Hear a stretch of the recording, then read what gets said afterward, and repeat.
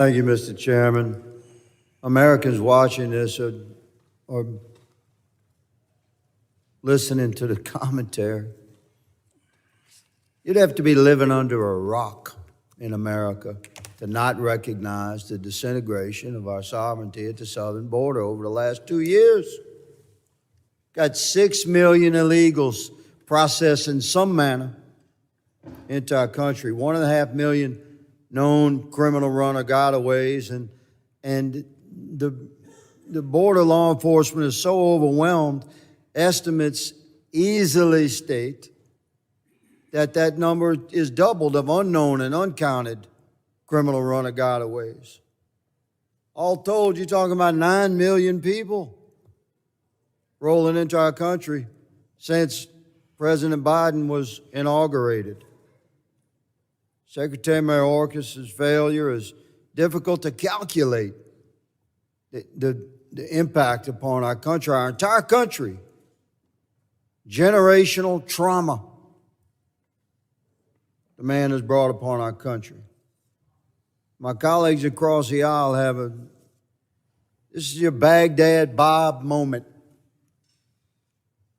when you witness clearly what the truth is, what everyone across the country recognizes as the disintegration of our southern border and horrific impact upon our country, and yet you drone on and on about how great things are. Blame everything on Trump. Good Lord, for years. And yes, the ranking member has a right to introduce a government study to the record, but the insinuation was that former Secretary Wolf served illegally. So I'm going to give you an opportunity to respond to that. Mr. Wolf, I know you very well. Did you serve honorably and legally as Secretary of the Department of Homeland Security, sir? I believe I did. I was asked to serve as that acting secretary by the president. I took my oath seriously. I'm very proud of the way that I led the department. Lawyers can argue over the order of succession about the acting secretary before me, but I think what's clear is simply being confirmed doesn't make you capable of doing the job. Thank you for your response, sir, and I apologize on behalf of the committee for that insinuation.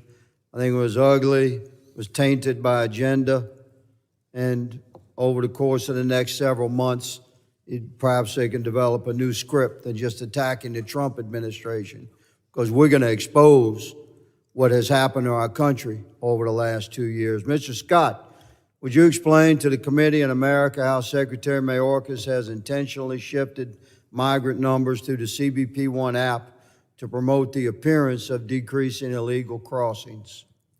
As we discussed earlier, the numbers that are being reported publicly they're selective. They've been focusing on the southwest border only, and we need to focus on total encounters, or what OFO calls as inadmissibles.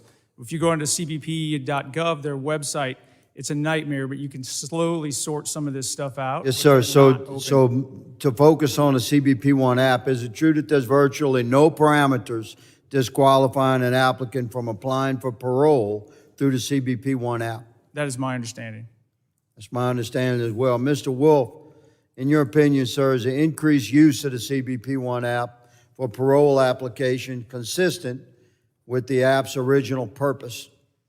No, not the original purpose. Would you clarify that for America, please? Again, it was for forwarders, it was for industry on how to facilitate that trade across the border. It was for boating licenses. It was for legal commerce, to speed legal commerce through ports of entry, and yet now it's being used for undocumented, legally identified as inadmissible illegal migrants coming through our ports of entry using the CBP One app, and they're granted parole. Is that your understanding? That's my understanding of how it's currently being utilized. And how would that be? Would you clarify how that's in violation of the law? Well, again, that's not how the CBP One app was originally. And again, it's not how you allow individuals to come in, paroling them in. There's so many different exemptions of using that CBP One app. If you can't access it, they allow you into the country.